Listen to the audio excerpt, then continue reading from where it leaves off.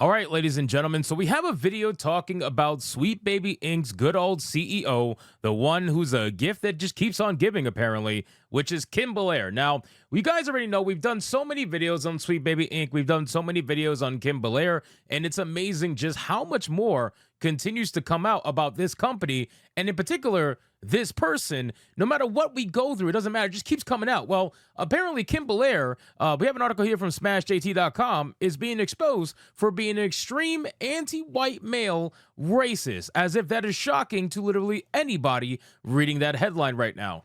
Photos of us, sometimes our families or our contractors. They were doxing me and other members of the team. Anyone calling these attacks out as doxing was accused of doxing themselves or lashing out. That's me. I'm the CEO. I have issues.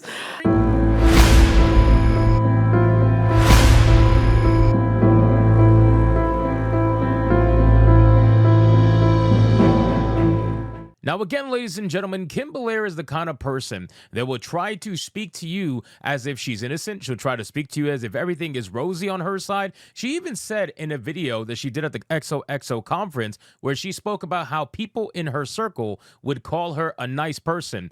That's an amazing thing to say, considering that that's the equivalent of saying people in my echo chamber would call me a nice person. But everybody else outside of that echo chamber, well, that's pretty much up for your own personal decision to make. But still, I just find that amazing that somebody like that would say that, considering that whenever you say that, that holds no water. Oh, my friends would say I'm good.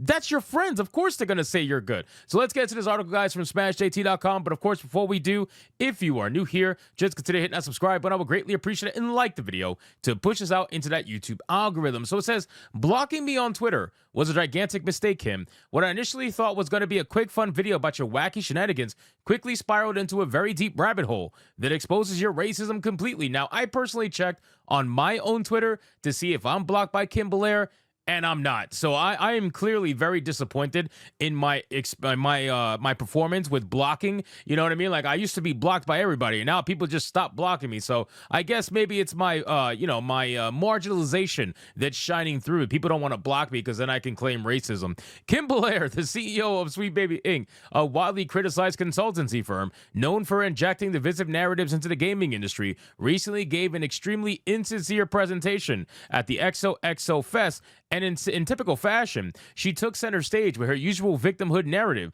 but this time with a new target, Elon Musk. Now, all these people cannot stand Elon Musk, okay? And for a multitude of reasons. A lot of it has to do with envy. Obviously, they wish they were Elon Musk. They wish that they had the money to buy Twitter and keep it as a leftist echo chamber. That's what it used to be. Now it's an open platform for the most part, with some issues, obviously, but still, it's way more open than it's ever been. They wish they had the money to buy it, so that way they could have maintained their echo chamber and they didn't have to go pretend like they're going to go leave to Blue Sky or something like that, because we all know they're not doing that. Belair didn't hold back, calling Musk a noted buffoon, which again is amazing that she can name call someone who happens to be an actual real African, mind you, a South African, but he's still an African nonetheless, was born there and everything. It's amazing that she can name call him, but everybody else gets in trouble for name calling her. Interesting. And launching into a tirade against on Twitter, or X as is now known, painting the platform as a space riddled with toxicity. She expressed her decision to leave Twitter long ago, claiming it's no longer a safe space for her or anyone who shares her views. And while this might resonate with some, it's her continuous slandering of Musk that makes you wonder, why the need to focus on someone she supposedly doesn't care about? Well, I mean, isn't that obvious, right? She does care. We all know they care. Whenever they say they don't care about a situation, it's very clear that they do. How many times have we seen Alyssa Mercante say that she doesn't care what we have to say, that none of this bothers her, it doesn't matter, and then now that she's suing Smash JT, suddenly she's emotionally distressed, she's losing sleep over it, and now all of it apparently matters, right? It matters enough to try to do a lawsuit over it. So Kim Belair is no different. She tries to say that she's leaving Twitter, she's trying to say that none of this matters, and yet whenever she has an opportunity, she's harping on a person who she says doesn't matter. But here's where it starts to spiral. As someone who has seen Belair in protectant mode on Twitter for what feels like years, it was ironic to hear her talk about how much she doesn't use the platform. She publicly stated over and over that she's done with it, yet for some reason she still maintains control over her account. Here's where things get interesting. Despite all this, I wasn't blocked by her.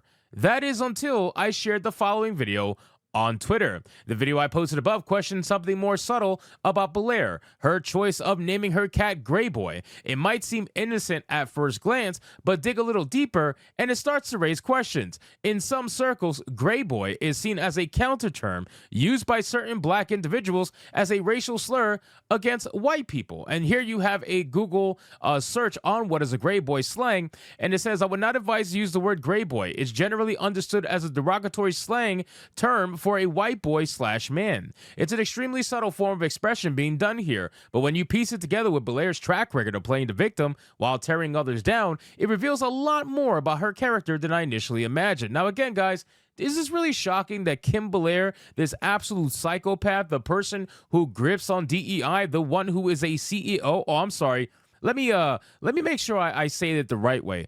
Marginalized CEO. Yeah, she called herself a marginalized CEO who's just trying to make a modest living, because clearly she's just so innocent. Yeah, a marginalized CEO. You think it's shocking that she would use racial slurs to name her animals? You know what I mean? Like, of course, if it was up to her, she would probably own a white slave if she could. She'd be like, gotcha, bitch, revenge for something that never happened to me. She's the kind of person that thinks like that. After posting the video, something very curious happened. She blocked me, and the irony, she's already in protected mode. That means I couldn't see her profile in the first place. So why bother blocking me, Kim? Weird. It's clear that my video hit a nerve. Blocking me wasn't about limiting my access. No, not at all. She knows that's futile and doesn't do a damn thing when she's already in protected mode. This was about her trying desperately to control the situation in any way possible, attempting to silence any further exposure of her behavior, to feel like she has any semblance of power in this battle. Spoiler alert, she doesn't. The fact that Kim went out of her way to block me, despite claiming she's detached from Twitter, shows that I got to her. It shows that she's not as detached and unbothered as she wants people to believe.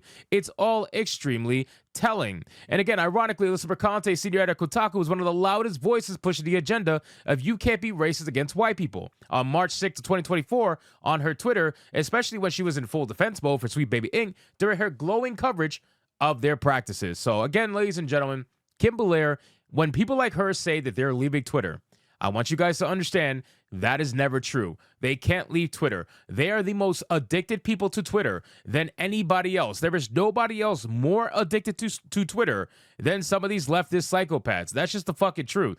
These people are addicted to Twitter so much that they're like children trying to say, oh, we're leaving. I'm leaving. I'm going to leave the door. I swear I'm going to leave right now. You don't want me to leave, do you? Okay, I'm leaving. You sure? I'm leaving right now. 1 foot's out the door. And you keep telling them, okay, go, leave, bye. And they're never going to leave because they don't want to. They need Twitter. They know that they're addicted to Twitter. And where the conversation really is at right now is Twitter. No matter how bad they wish it wasn't the case that Elon Musk now owns X, right?